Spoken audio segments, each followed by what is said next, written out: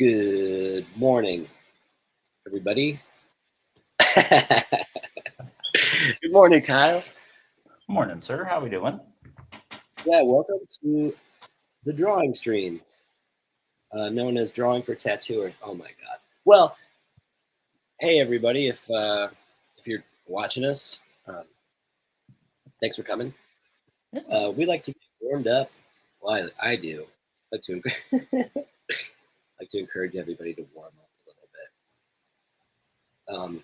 So the shape I'm drawing right now is called an ellipse, and so oh my God. Hope we're on YouTube. Hope we're streaming live. Certainly let us know in the comments. There we go. With me this morning, I've got Kyle Olson. Hey, Dan. Dangerous Dan. What's up, buddy? How's it going? Well, Oh, it's great hey, to Dan. I'm warming up. I'm just getting warmed up. I don't know if you've ever done warm-ups with me before, but I just draw random ellipses, ovals, right? I'm just warming up my arm and warming up my imagination. I got this cool warm-up idea from drawing, doing Proco classes, where he makes a little Mario mushroom.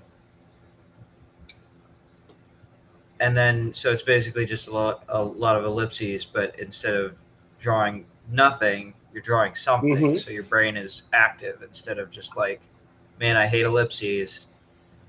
Well, I love that idea. I've seen that before, and I think that I think that's actually like a really great it's a really great exercise.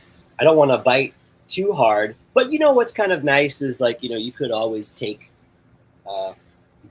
your sort of random happening, and something really interesting could emerge from it. Yeah, For yeah, instance. totally. So I don't know. I mean, I guess it's kind of there's all kinds of ways. So we've had other people, Mickey Schlick, friend of the show, and also a member of the Fireside Network. Dan, you're a member of Jake Meek's Fireside Network, right?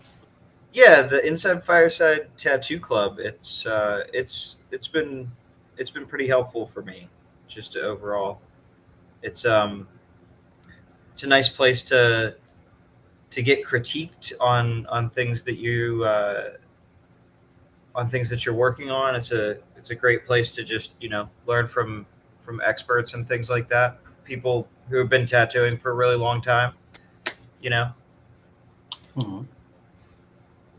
I really enjoy all the technique talks, and I enjoy the community too. There's a very active community on Discord.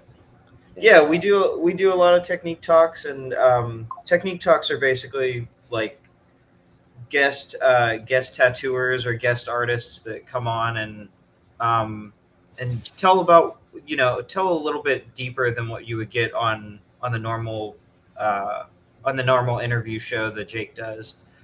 They go a little bit deeper into what they do, how they do their blends and sort of what kind of stuff that they use on a day-to-day basis, and the things and there's a Q&A aspect that comes along with those from the members. If you're in the show at the time, you can ask the guest anything you want, and yeah, it's a pretty cool show, or it's a pretty cool group. That's awesome. I'm just I'm naturally sort of stretching out. Like after I warm up, I like to stretch my arms out, and I think this is a really healthy habit. So I have this little image up here. It just to sort of like drive home this point about like how many little muscles there are.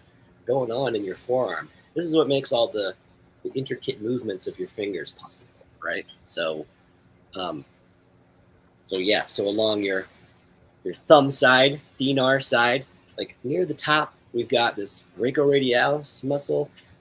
I believe that helps with this sort of rotation, right? So if you hold your hand up like you're holding a bowl of soup, supination, down like that, pronation, right? So you just have you have all these you have all this flexion that you can that you have available. So yeah, all these little tiny muscles. Just some basic stretch after you've warmed up, right? So you do a little bit of you do that mushroom exercise that Dan was talking about, little like toadstool from Proco. It's a very awesome warm up, or just random. You know what I mean? Whatever it takes, whatever it takes. Scribble for a few moments, but just you're getting your muscles warm. You're getting all these little muscles warmed up. Next, yeah, we want to flex, right? Flexion. So your hand down, right? You're gonna pull against it. Don't hurt yourself, gang, right? You just want to stretch all of the muscles that flex. All the muscles that flex. Right? Hold it for a few moments, 30 seconds or something, and then go the other way. Extension, right? So all the muscles that help you extend.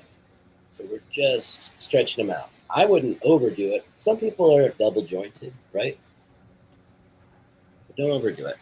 Hey, it's the morning show, right? You gotta get up in the morning, and you should be, you should get stretched out because it'll make your day better. Do it on both hands, right? Even if you are, even if you're just drawing pictures with pencils and stuff, just using one hand. You gotta activate both sides of your body and your brain. So, right. Flexion, extension, right? You just want to stretch those out a little bit. I think it's really helpful. I really think it's helpful. I know there's more advanced stuff. Jordan, the hand therapist, has lots of great content on this, and so you can always you can learn more by visiting Tattoo Health Club. Tattoo Health Club is a great resource. It's how do you say? There's therapies, right? There's therapies for tattooers, right? For your hands and stuff. So it can be devastating, right? If you got carpal tunnel, or you're really starting to get a lot of damage. So it can be in your arms and your hands. It can also be in your back. So there's a lot of areas that we got to pay attention to.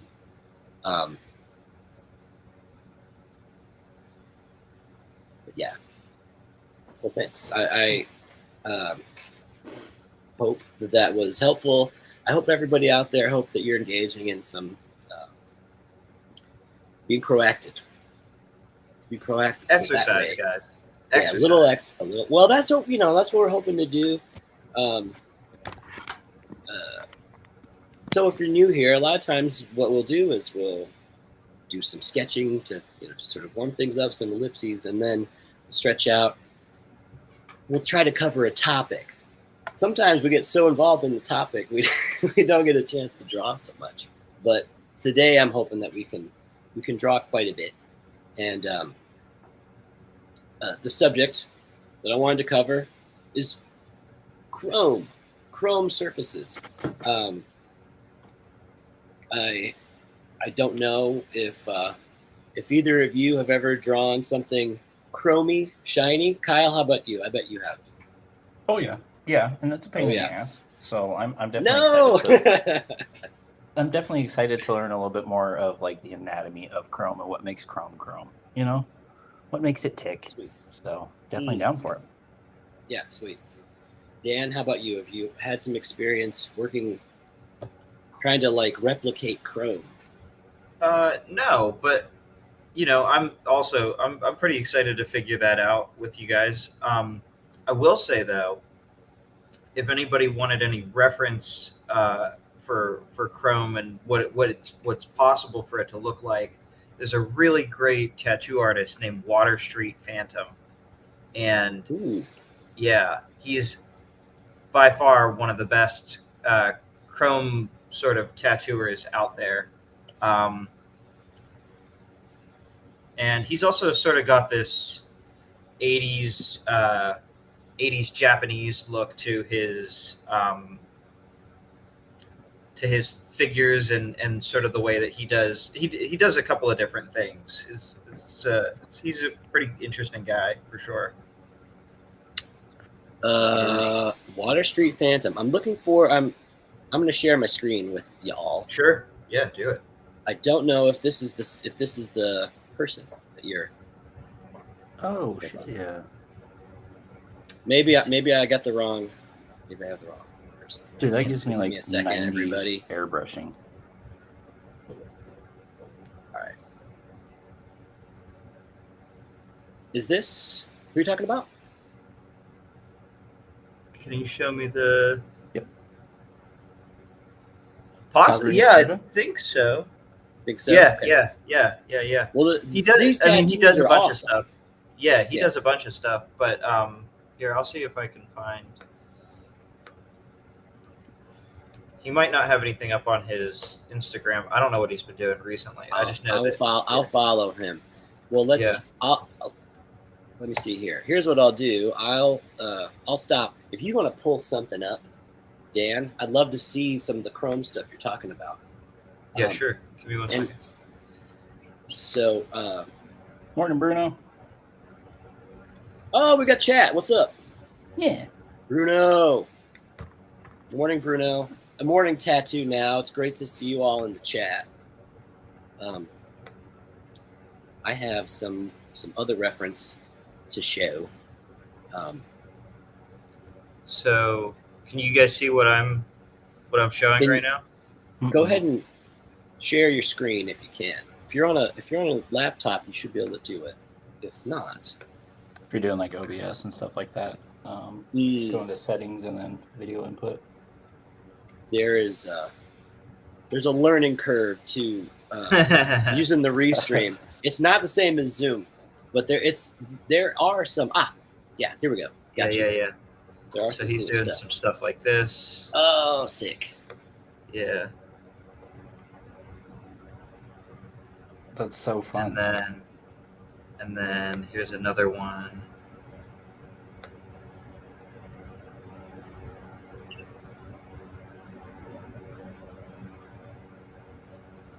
So all this, yeah, and he's got these really nice shine, these little shiny bits to really drive it home, you know.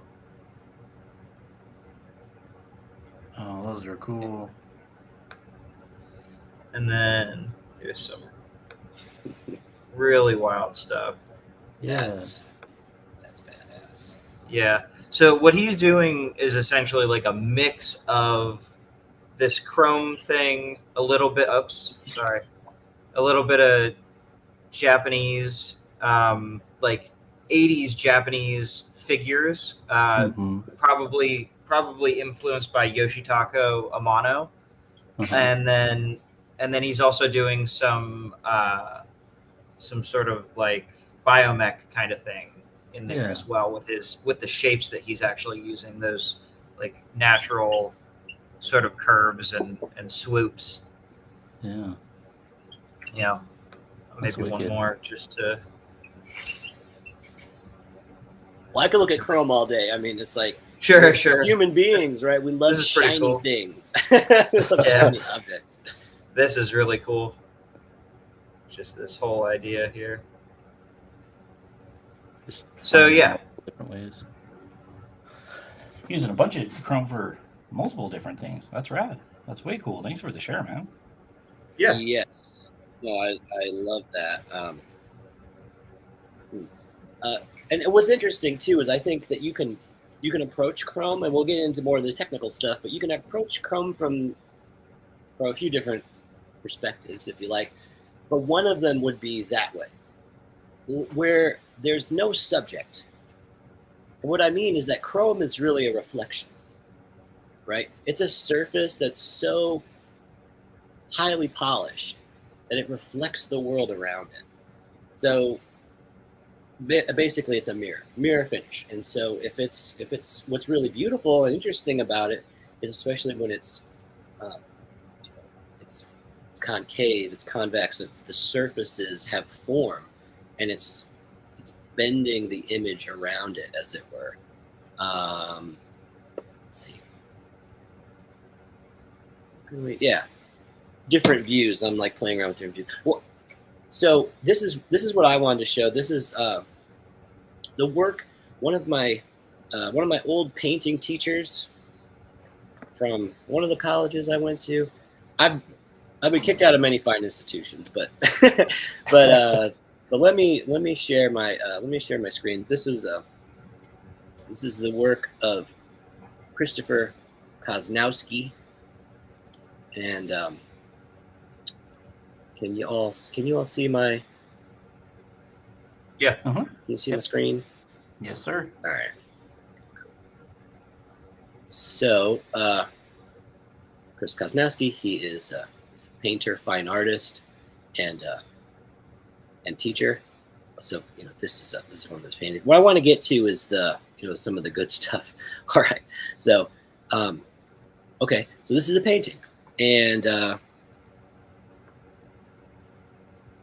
very highly polished, reflective surface. And what's really wonderful about these paintings is if you zoom in, try to zoom in a bit. Let's zoom in a little tighter. Let's see. Right here. Right there. There he is. He's in the painting. He's painted himself into the painting. And probably if you went, you went around and stuff, you would see the reflection, many times. Very interesting subject matter. He does a lot of these. He did a lot of these trophy series. He's pretty well known for this, and so interesting too because again, it's chrome. It looks very. There's a certain level where it looks really extravagant, where it looks so ornate or it's gilded, right? It's refined or something.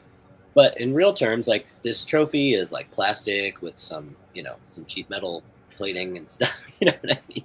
So again, there's kind of there's a really interesting dichotomy of values, if you like, and so again, there's this this value that we put cultural value that we put on like getting trophies, but they are cheap, but they are beautiful. It's interesting. And then in the surface, right? The surface is like, again, it's a mirror that shows the whole rest of the world behind you. And a lot of times when we think about like the subject of a painting, we're looking at it like we're kind of looking in, and we're like, what's excluded is everything around you. So including the what's not in the frame. Again, it's sort of there's a really interesting sort of profoundness to it. Very cool. He's got a lot. Well, here's another surface, right? This is like a plastic sort of toy or something. It has a lot of the same qualities that we would think of with this chrome, and so we have there's a spectral highlight. It's reflecting like the lower legs, right, and the pelvis here. You can see like sort of light being reflected back up into the piece.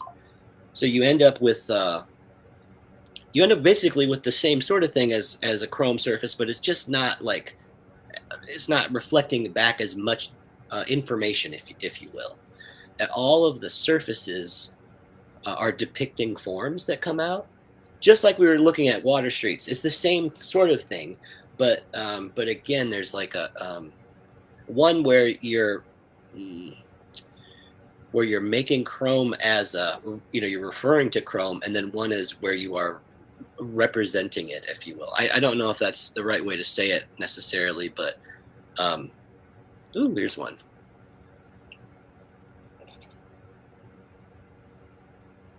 Yeah, it's I think they're so it's just so interesting. see how these are done.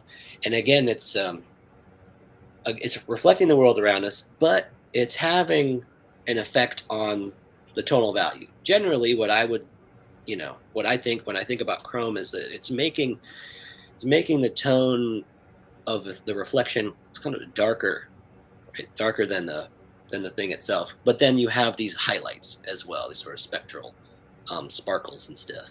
So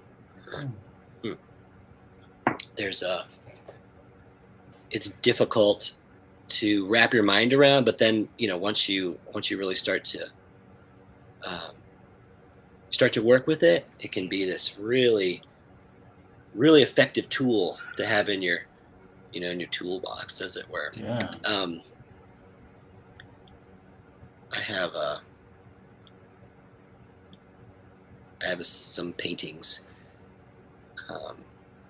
myself. I'm not going after that guy, right? But right. So again, it's sort of this idea of reflection. So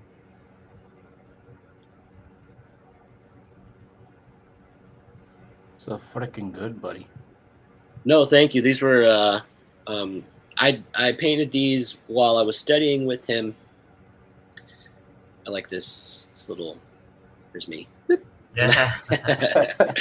There's That's me. really I'm good. in there. Thank you. Yeah. And then this one was fun. There's a little reflection in this cup. Yeah.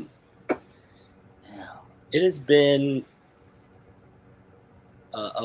I think since I started tattooing is really when I became interested in chrome, just to be honest. And so these came later. I'd already been tattooing for many years before I started doing these paintings. And so that was my way in, and that's why I really kind of thought like this would be such an interesting subject to share, to talk about. I have like one other inspirational reference to share if I can find it. My desktop is a mess. What a mess. Anyway, talk amongst yourselves. So here it is. Oh. Go ahead. Oh, I was just gonna say, so like in the aspect of like form being built from shading, in the sense of chrome, the form is made from the reflection, like darker reflections and stuff like that. I don't know if that's making sense. It's not so much like the shadowing; it's more of a reflection. Oh, that's cool. This is a collaborative work. See, I have it written down. So it's Guy Atchison, Marco Velasquez, and Dan Hazelton. They all collaborated on this drawing. So some real biomech masters. And so again, so just like to your point, Kyle, what you can see here is a horizon line, right? There's this dark edge. So it's reflecting back, the world around you. That's really what makes this chrome effective, is that high contrast between when you can see like there's a dark sort of core, and then there's a really light edge. This gives you that appearance of, reflective surface. Just like we were looking at those trophies too, where, it's when we see it, it just makes sense. It just looks like shiny surface. But again, every form is going to have this reflective quality to it. So that's what makes this interesting too. And there's a lot going on here, of course. And so before we can learn how to run, right, we'll learn how to crawl, as it were. But this is a very I think this is a very cool drawing. And you can, so if you can get some of these techniques, you can put it into your tattoos. Yeah, let's see if we can talk about it a little bit and see. Here we go. see if we can demonstrate some of these principles. We'll do a couple of simple exercises. Okay. And then it's a holiday here in the U.S., so we may call it a short day. But let me see if I can share my screen again with you.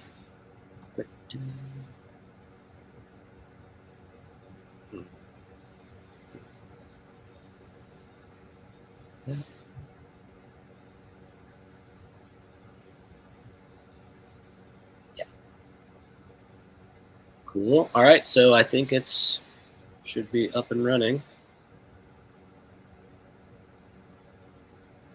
Yep. So we'll start with, goodness gracious.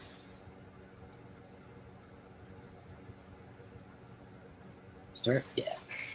So if I click any window, it really like my stuff hates it. Okay, so we'll start with the circle, right? We're gonna draw a sphere. Just gonna try to draw it big enough. All right, I'm just gonna make it. I'll make it like a circle. It's a function, right? You can use it. I know we practice, but I do like to use the tools that are available. All right. So the thought is that the surface, the chrome surface, is reflecting the world around you. So the way that we can start to think about it. All right. I want to think about the horizon. So the horizon line, we'll put it down here. It's gonna arch around the surface of the object, if you like. Forgive me. A little bit bigger. And it's reflecting back from, this farthest distance, right? So let's imagine that we're like on a really flat, or the desert or something like that. And so we have this really kind of, this very basic sort of horizon line that we can see back. Now maybe you can think that there's, maybe there's like a mountain back here. You can always sort of put that, represent it. Again, you want it to sort of skew and arch around this form a bit, right? So you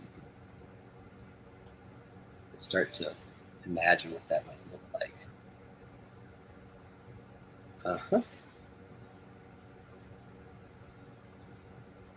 And you might play with the value a little bit. You might make it a little bit lighter, or you might make it a little bit darker. But essentially, what you're going for is just the separation of earth and sky, right? Next,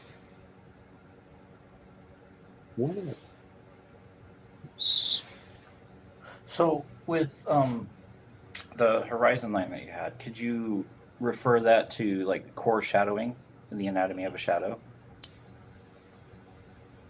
It is a little different, but yes, that is a big part of it, right? Because again, this circle, this circle that is a sphere, right?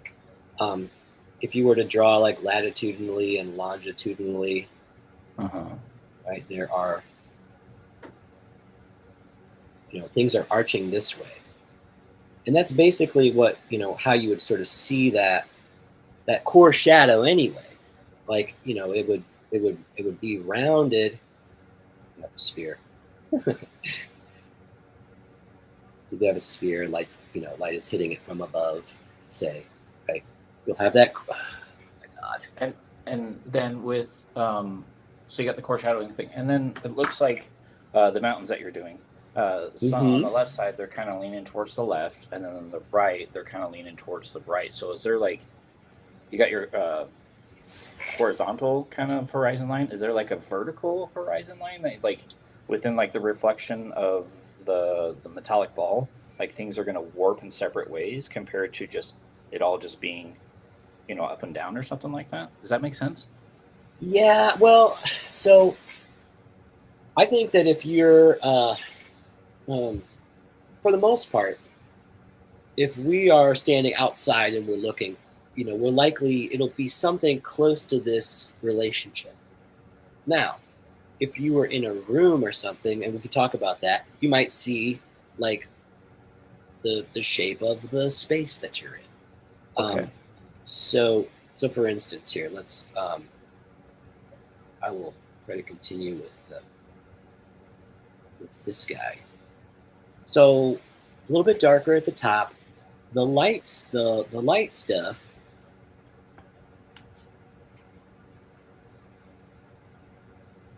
What is going on with this guy?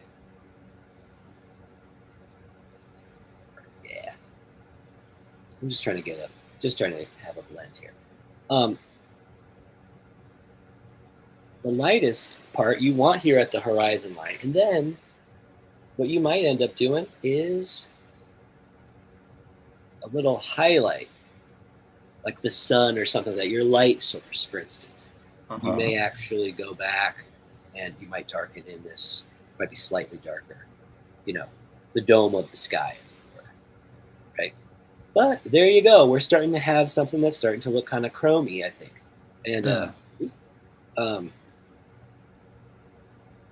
now you can like color it in if you want. You can just use colors and stuff. But I think it's a value sort of situation, right? You start thinking about this tonally. The sky is much lighter and maybe more dramatic, but then you end up having this, this sort of ground plane, and any kind of object that you want to put in there could be structures, right? It could also be figures, like I was showing you before, or again, you could just sort of come up with a neat shape. You know what I mean? There could just be this interesting, maybe it's like mountains or something, but that's like your shape, and you use it over and over again. It becomes a shape language for you. It's your reference, and you reference it all the time, and you're making these chrome things, right? So let's let me clear the deck, as it were, and try to do another sphere. Maybe smaller. Okay. So another sphere. Oh my God. I practice these all the time. I think it's perfect circles are impossible. But I do think we have to do them all the time, right? I mean, they're just like, it's just something you got to do all the time, really. So I do practice them. But anyways, so let's think about like the inside of a room, for example, and what we might see in that case is like we're talking about, like these sort of these vertical lines, right? It's like the back wall behind you, let's say, and then the same thing here. Like, so here would be like the ceiling. I think I might go like that, or the walls that go around you. This is that whole idea of fisheye. You know what I mean? It really is the same kind of thing. All right. So how would you go about rendering this? Again, you'd have to sort of think about a light. There'd have to be some kind of light source in there. So maybe there's like a window or something. I don't know.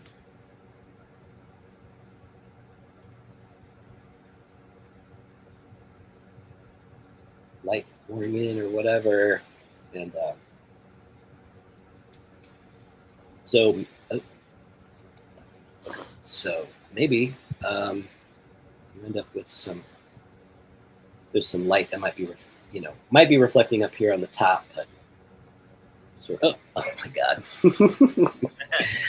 It does. It keeps it interesting. That's what it wants. It keeps it interesting. Yeah, no, I'm not mad at it. It's you gotta roll with the punches. All right, so you're starting to get, maybe it's darker on this side. Maybe it's like slightly sharp or dark here at the corner.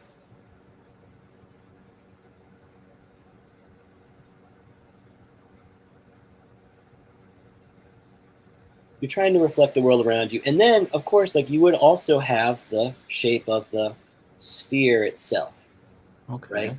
You would also like it. It's like you'd have to think about the reflection and the shape of the sphere, right? So you would have like a chrome, or you would have like a core, kind of a shadow, and then you would also have this.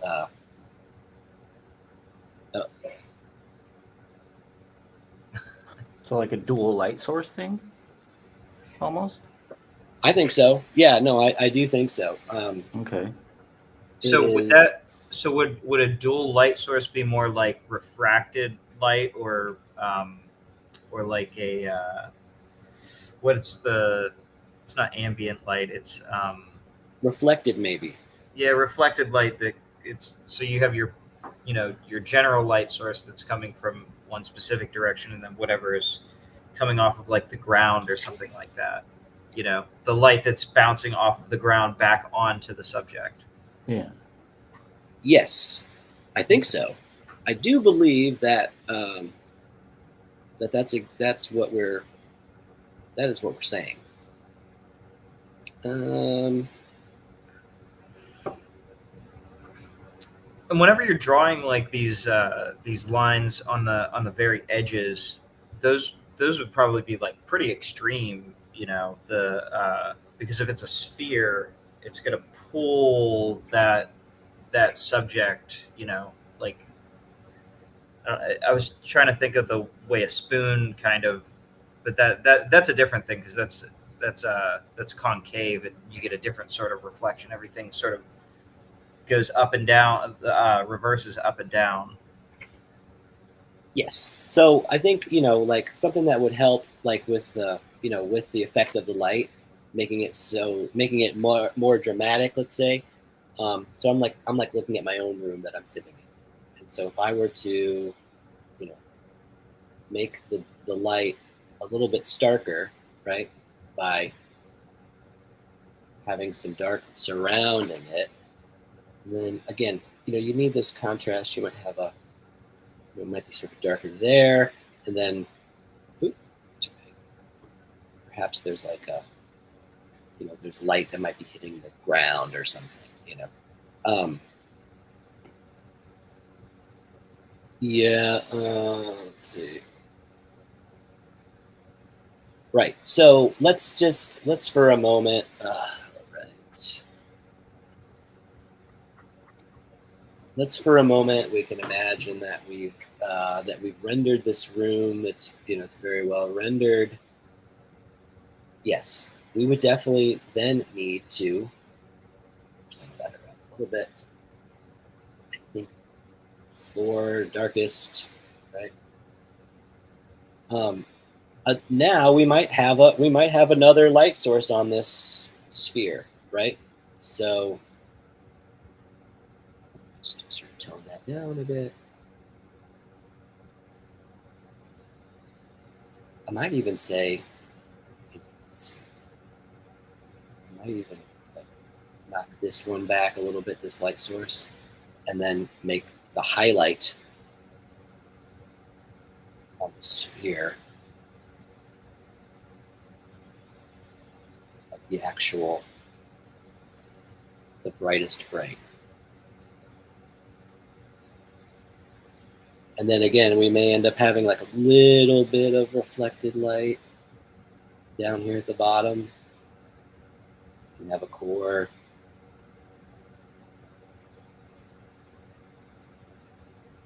Oops.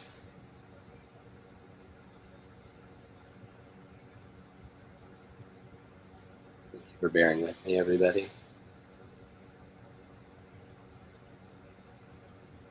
Technology, pain in the butt. I think it's gonna work. What are you talking about? It's been working the whole time. It's working. Right. So, just sort of refining the. Oh my goodness! I think I'm gonna save you from this terrible from this terrible demonstration. Right.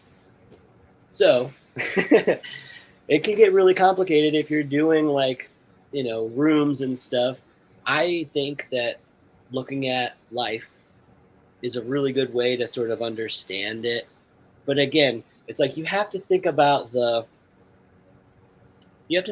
like not only the reflection, but let me see, not only the reflection, but also the shape of the thing.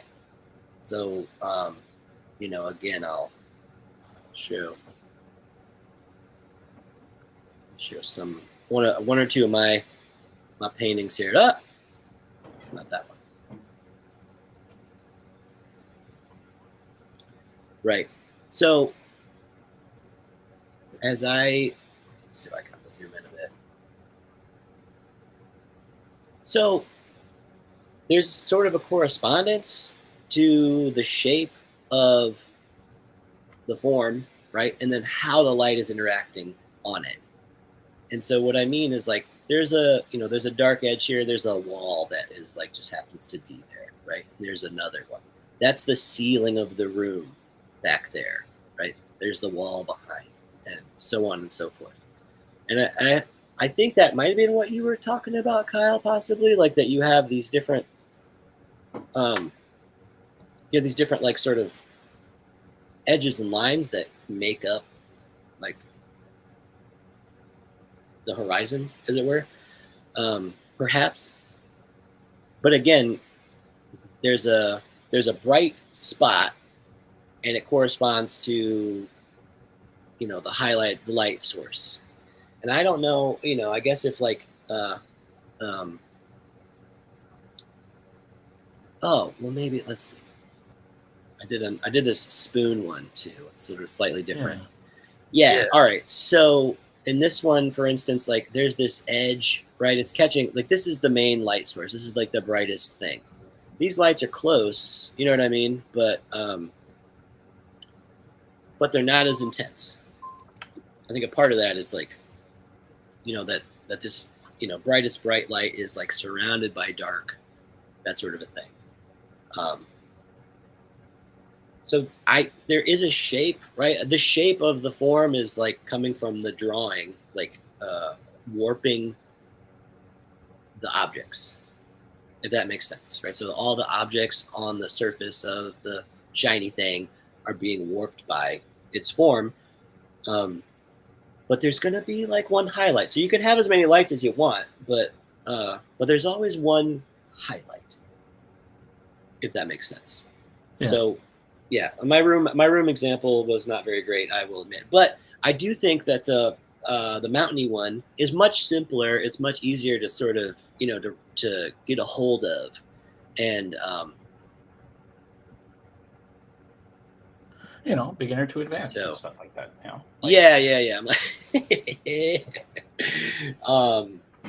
I like the whole like light source, like control the hierarchy of the light source, type of thing. I like that. Yes. Yeah, I think it's I think that's a really important way to think of it too. So the very first chrome thing that I ever drew, like I said, it was at the tattoo shop. It was the first tattoo shop I ever worked at. Everybody was drawing these hearts, right? So, oh my god, I'm gonna get new stuff. I promise. All right, so that's the problem. So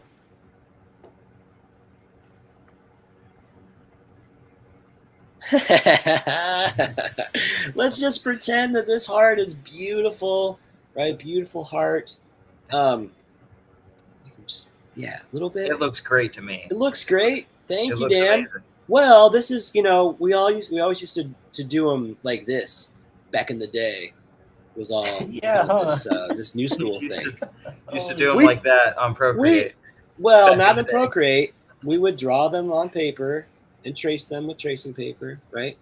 But we'd have this sort of attitude to it, right? They would have this sort of, this shape. It was very popular.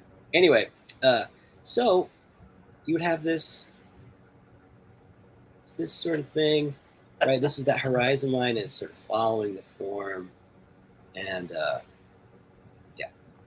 it in, nice and dark, blendy, right? Make it all blended. And then, I don't know, maybe you would even go with like a beautiful blue, nice dark blue color. And then, of course, you would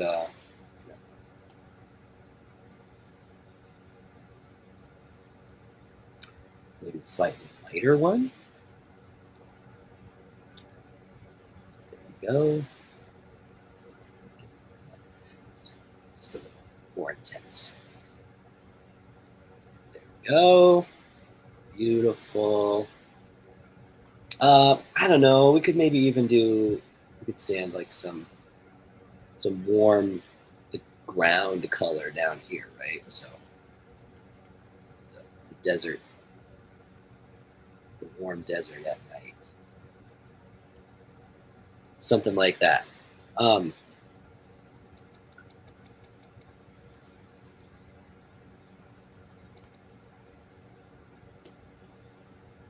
Throwing a little highlight like that. Maybe there's like another bit of flare. Maybe I just lost it. Just lost the screen. Yeah. I think you saw that. I think you saw that come to life, though. Yeah, definitely. Yeah, that beautiful chromed heart. It'll come back. I think it's given up. Come on, one more time, baby. There it is. There it is. All right. Look at that thing. It's so shiny. Chrome, everybody, right? Let's. I think you gotta make it your own. You know. And it can very well be. I think that the principles are that you really just want to reflect the world around, and so again, you can make it as you can really make it like as intricate as you want, or even as simple as this. Because again, I think we saw some really great examples of people doing like some really simple sort of takes on it, and it's effective. It really does work. Right. These are the exercises, again, like hopefully you'll find some object that you want to like chrome out. And then again, maybe you're looking at like one of these really intricate shapes, because I mean they are fairly popular as a tattoo. People do this realistic, just like the trophies we were talking about earlier. People do this realistic photo representation of a shiny object. And I mean, if you don't practice it first on paper or Procreate, I don't think you should venture into that tattoo, for instance. But if you just sort of think about these really simple physics of light that are happening with chrome, again, this is like a very stylized representation. This little sad little heart thing. This sad little heart thing that I drew is a very stylized sort of way to go about it. But you're going to see this sort of repeated over and over again in all those really intricate shapes. And so you may very well be able to tackle this really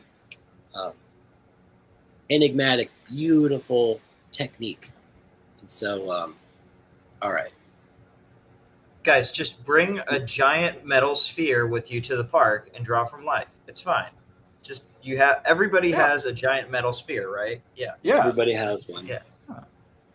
I think that comes with like. Well, there's those MC Escher drawings, a very famous drawing of like he's looking into a sphere. Mm-hmm. Right. That's exactly what we're talking about. That's it's a reflection of the world around you. It doesn't have all the special effects that we're doing this really highly graphic. That's what I was just sort of showing. It's a really graphic way to represent the chrome. But ultimately, that's all you're really doing, is you're really just reflecting something else on the surface. So, whenever you see that reflection, that's what you're seeing, right? That's what you're looking into, is a mirror. And it just so happens that it's like, wrapping around that form. It's being distorted by it. And That's what makes it so beautiful. And probably you already knew that, but being able to unpack that a little bit and use it for your own stylistic ends, I think is it was something that really inspired me many years ago. This simple little heart thing. I think that the first time I saw it, I was like, how are you all doing this? How are you making it shiny? Yeah. I'm being serious. You know what I mean? I was like, I don't get it. Yeah. How are you making it shiny? And then it just sort of clicked for me. I'm like, oh my God, that's the horizon.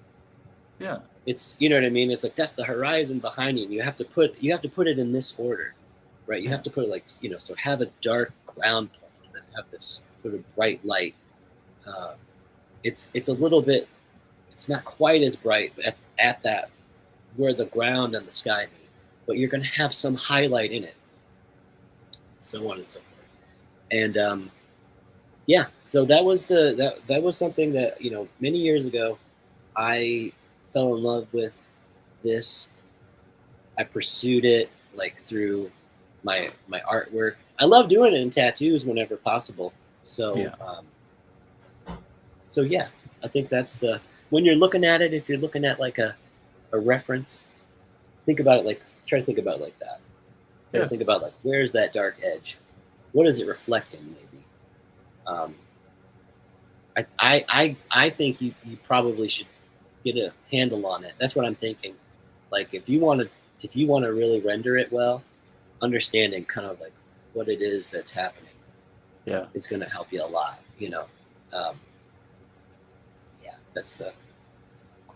that's it. That's our subject for today. Yeah. I really like that. It's just even my coffee cup. Right. It's like, it's shiny. It's like stare at as many shiny surfaces as you possibly can. It's you're gonna have that. Now you're thinking about it, right? You're gonna see it. I will say there's a sculptor who I think is maybe important here. His name's Jeff Koons, and he's pretty popular. Like most artists know who he is and maybe like or dislike him in some form or fashion. But he makes a ton of these like balloon animals and or balloon animal sculptures.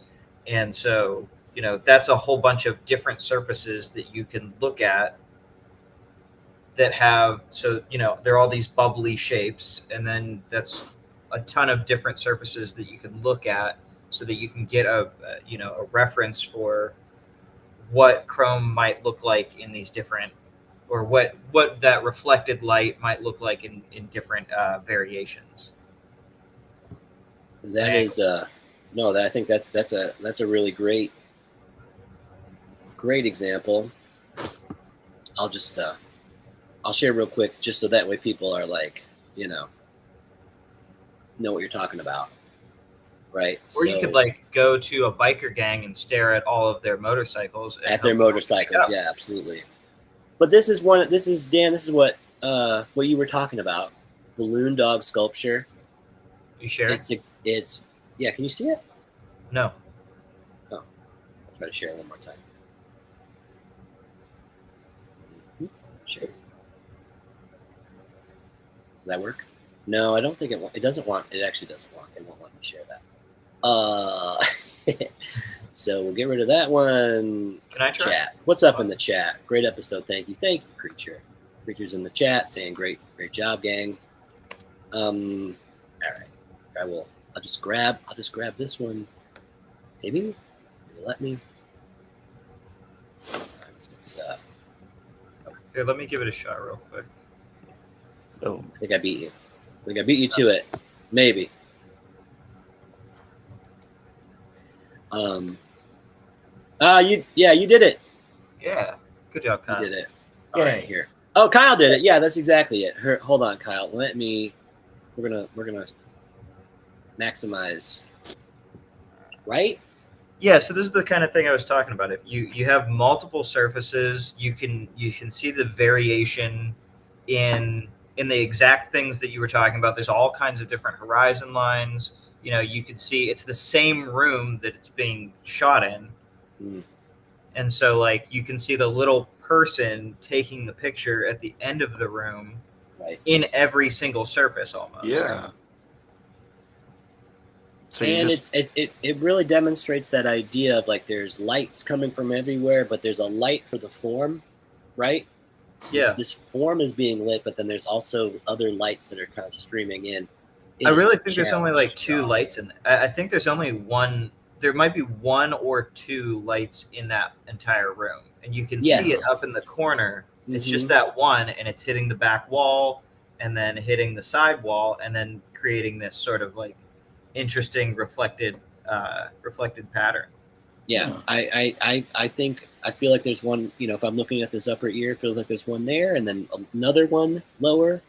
But either way, it's just, again, this very beautiful surface. And like you said, that's, you know, really shiny motorcycle, right? Yeah, that's Don't what get you're beat up. seeing. Yeah, don't breathe on it.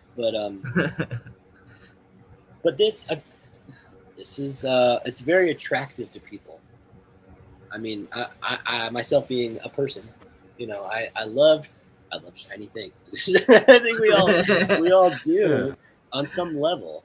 Kyle, can you show another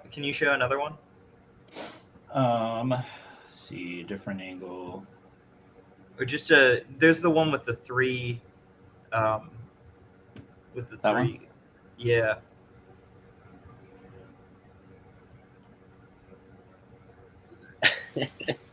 These are wild. I It like makes, how it's like go ahead. the exact same image, like in every single section. It's the exact same image, but like just manipulated in different ways. Right. I think that's really, really cool. So, you know, there's a conversation, I think, that it's, you know, you beg the question, because Jeff Koons he isn't like manufacturing these things with, you know, himself, right? He has a whole studio of people who are working hard, and they're very, very talented, very dedicated crafts people, and they are making this work.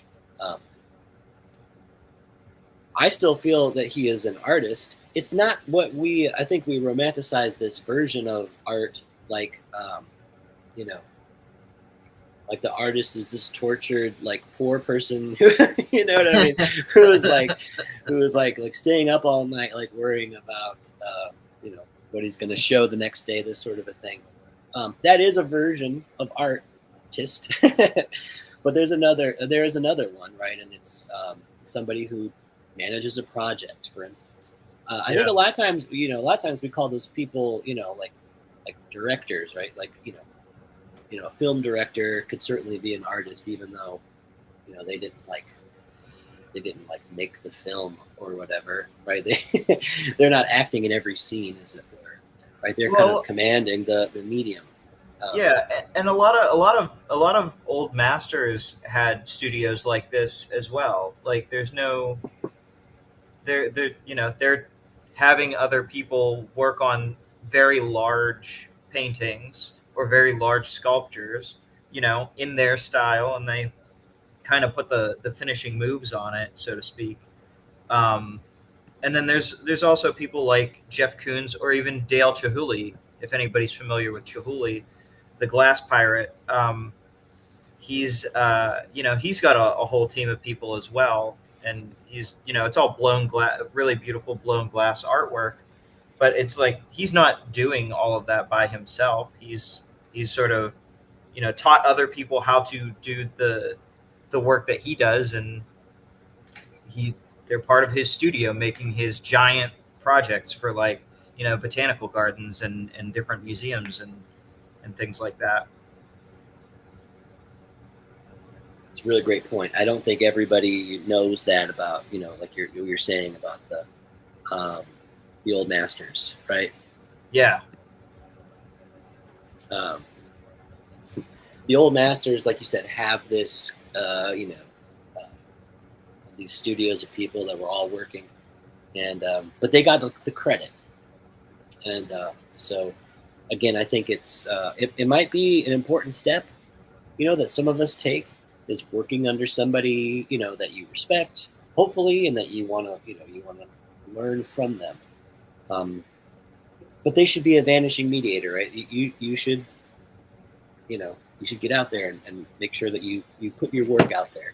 So anyway, I think this was such a fun conversation, and I'm so glad that you both could make it. So I think if here, Kyle, come back here. Come on back. My face? Kyle.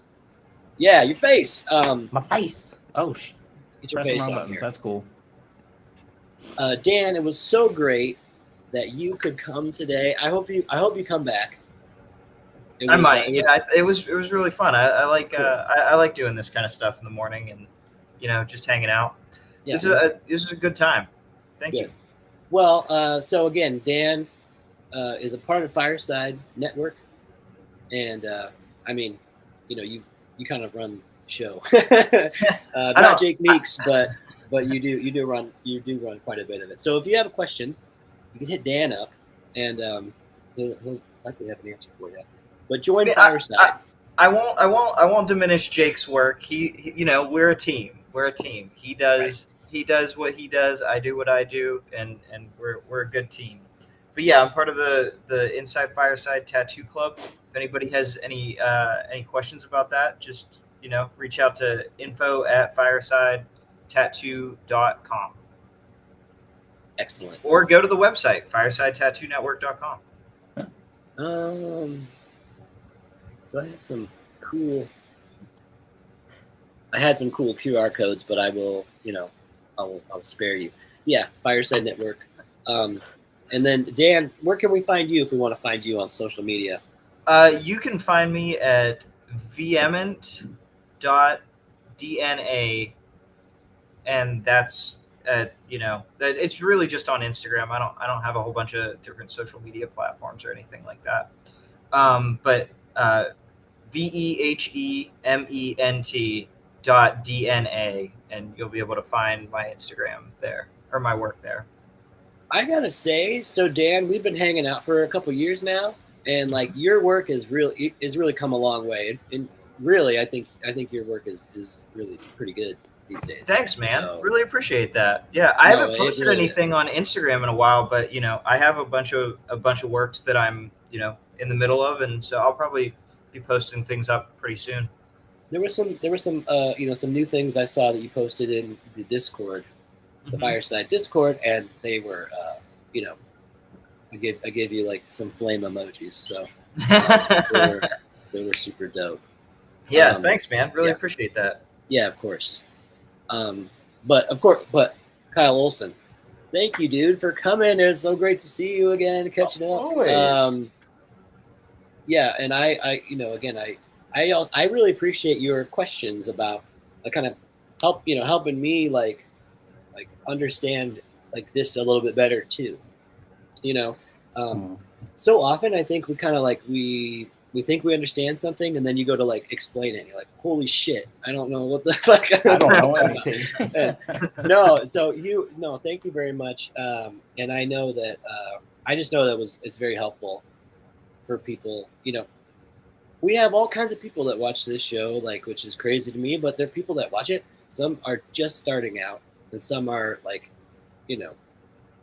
dangerously advanced. So anyway, I really appreciate again you coming and showing up every week. It means a lot. Kyle, where can we find you? If you need to get a hold of me, definitely hop over to Instagram.